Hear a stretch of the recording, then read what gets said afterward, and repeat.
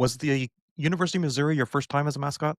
Yeah, other than trick-or-treating when I was a kid, when I was in high school, I played sports, played baseball, basketball, football, grew up in a family with all boys, and so, that's what we did. We just played sports, and, when I graduated from high school, went to college at the University of Missouri. I was not good enough to play at the college level, and so one day I was sitting around reading the school newspaper, and there was this article that said they were going to have tryouts to be Truman the Tiger. And I thought, well, that sounds kind of interesting. And so I went to this informational meeting and then I tried out. Sure enough, I got the job. And for the next 4 years, I ran around in a tiger suit doing college football, basketball games, other sporting events, a lot of community events.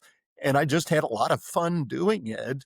And never in my wildest dreams did I ever think that was going to turn into my career. And but yeah, that's how I got my start, running around in a tiger suit at the University of Missouri.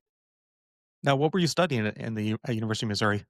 I've got 2 degrees. I've got one degree in broadcast journalism. I've got another degree in communication. So, and the communication degree definitely came in handy because I've done a lot of communicating, both verbally and non-verbally during my career. So now, what kind of time commitment was it for you to study as well as be a mascot? It was kind of, I love doing it. It was just, it was kind of kind of an outlet for me. I've always had a lot of energy, and you know, when I wasn't studying, I'm like, okay, I got to be burning energy somehow. So I just love doing the mascot thing. It was a great opportunity just to go out and put a smile on people's faces, and plus, I was still felt like I was involved with sports, even though I wasn't on the field.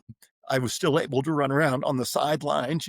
When you're a mascot, you have got the best seat in the house, and you don't have to buy a ticket to get there. And so, but yeah, I've done countless NCAA basketball games, college football games, and I just had a great time doing it. And I never really dreamed it could turn into my occupation until in college, they have college mascot competitions. It's kind of like if you ever watch like ESPN, sometimes you'll see like a college cheerleading competition.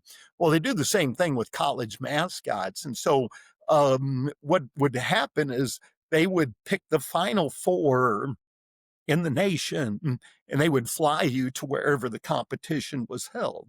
Well, how they picked the final four was you would send in a highlight video of stuff you had done throughout the year. So my dad would follow me around with one of those camcorders on his shoulder, shooting video of me at games and at parades and different things. And I told you I was a broadcast journalism major. And so I don't know if I was a great mascot or not at the time, but I could take that footage that my dad had shot and I could edit it down. Since I was a broadcast major, I could edit it down, put it to music, and make myself look pretty good on video. And so I did that. And for 3 years in a row, I got selected to make it into the final four. And so back in 1988, I took second in the nation. I lost to Buzz the Yellow Jacket from Georgia Tech. So a tiger loses to a bumblebee, basically. In 1989, I finished first in the nation that year. I beat Zippy the Kangaroo out of Akron University in Ohio. And then in 1990, I finished second again. I lost to the Buffalo out of Marshall University in West Virginia. And so when I did graduate from college, I kind of had my mascot resume and my human resume. And apparently the mascot resume looked a little better than my human resume looked at the time. So, because that led to my next job, which was with the St. Louis Cardinals baseball team. I interviewed there and got a job running around in a bird costume.